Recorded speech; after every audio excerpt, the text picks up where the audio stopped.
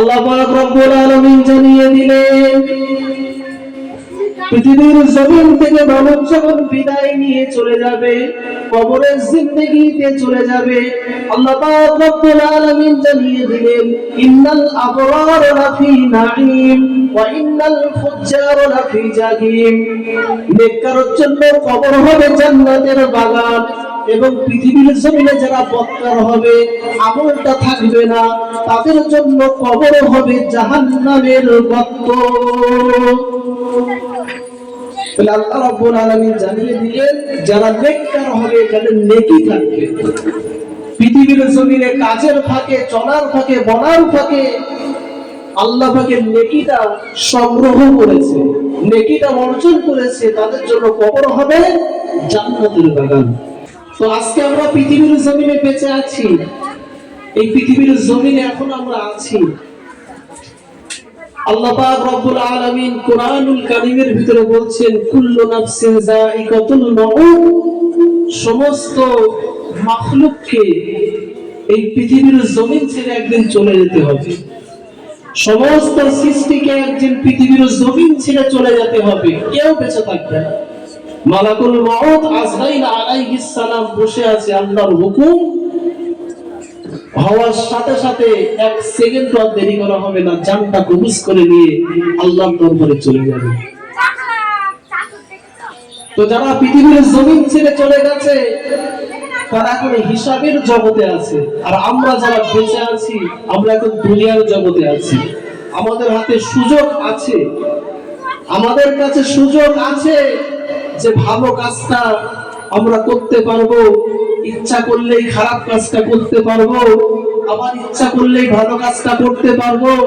কিন্তু যারা পৃথিবীর জমিন ছেড়ে চলে গেছে তাদের কাছে আর কোনো সুযোগ নাই, তাদের ওখানেই শেষ। তারপরে 60 বছর, 70 বছর, 50 বছরের জিন্দেগির কিংবা 20 বছরের জিন্দেগির হিসাবটা তাকে দিতে হবে।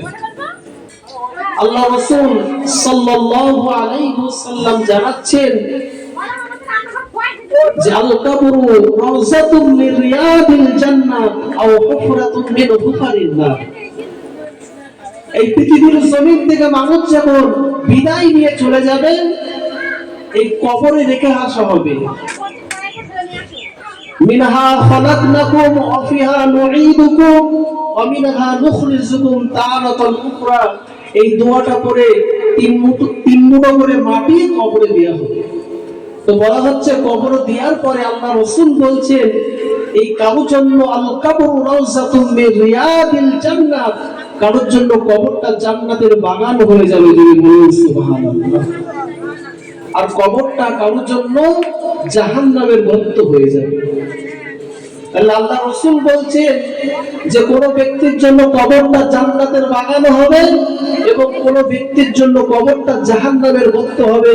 কার জন্য কবর জান্নাতের বাগান হবে এবং কার জন্য কবরটা জাহান্নামের গর্ত হবে জানার দরকার আছে না নাই? আল্লাহ পাক রব্বুল আলামিন কোরআনুল কারীমের ভিতরে বলছেন ইন্নাল আবরার লাফি নাঈম ওয়া ইন্নাল ফুজ্জার লাফি জাহিম।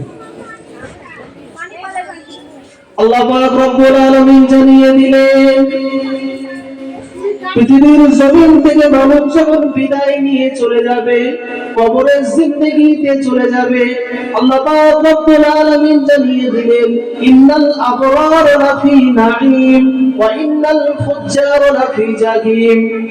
নেককারের জন্য কবর হবে জান্নাতের বাগান, এবং পৃথিবীর জমিনে যারা বদকার হবে, আমলটা থাকবে না, তাদের জন্য কবর হবে জাহান্নামের গর্ত। তাহলে আল্লাহ রাব্বুল আলামিন জানিয়ে দিলেন যারা নেককার হবে তাদের নেকি থাকবে।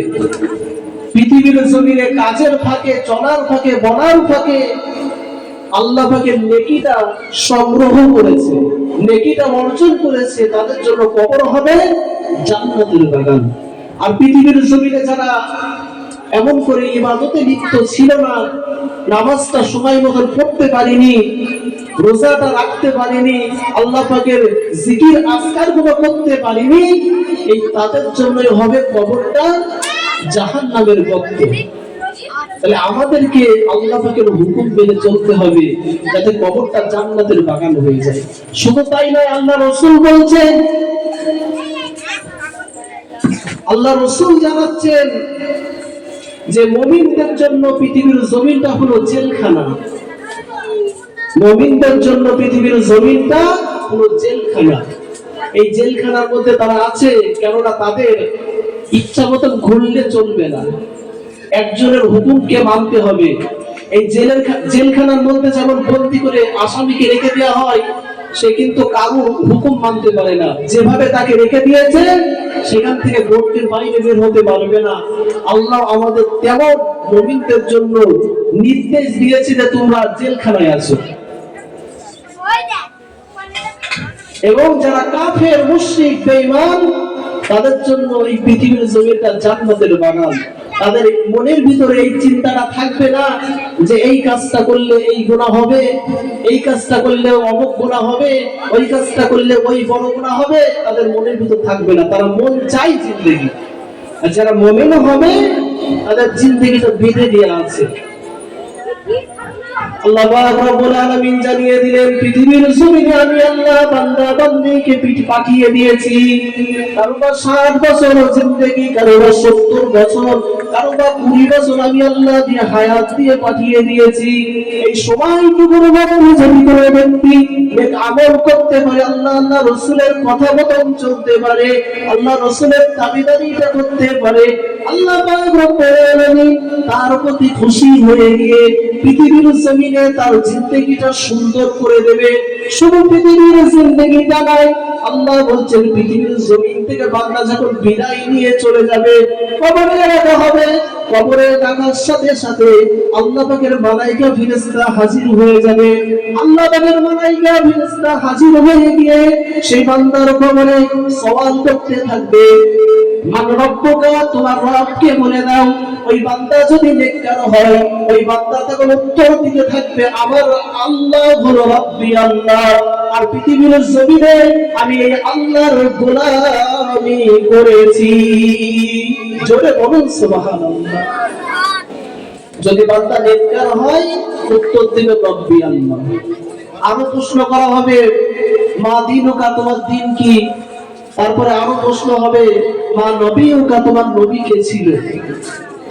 তো বান্দা যদি ইমানদার হয়, পৃথিবীর জমিনে নামাজি হয়, মুত্তাকিন হয়, পরেজগার হয়, ওই ব্যক্তি মালাকুল মউত ফারিস্তার কথার হুকুমের সাথে সাথে বলবেন, রব্বি আল্লাহ, আমার রব ছিলেন আল্লাহ, আমার দিন ছিল দ্বীনুল ইসলাম, আর তোমার নবী কে ছিল? তিনি তখন স্পষ্ট ভাবে বলে দেবেন, আমার নবী ছিল মা আমিনার লাল, মদিনার দুলাল, এতিম নবী মুহাম্মদুর রাসূলুল্লাহ। সকলে বলুন সাল্লাল্লাহু আলাইহি ওয়াসাল্লাম। আর আমল যদি না থাকে, তাকে যখন প্রশ্ন করা হবে তোমার রবকে বলো, সে বলবে লা আদরি, আমি কিছুই জানি না। তোমার দিন কি বলো, সেই ব্যক্তি উত্তর দিতে থাকবে লা আদরি, আমি কিছুই জানি না। তোমার নবীকে বলো, সেই ব্যক্তি বলতে থাকবে আমি কিছুই জানি না, আমি কিছুই জানি না। অতএব আল্লাহ পাক রব্বুল আলামিন সাথে সাথে সেই কবরে এমন করে আযাবের ফারিস্তাকে পাঠিয়ে দেবেন।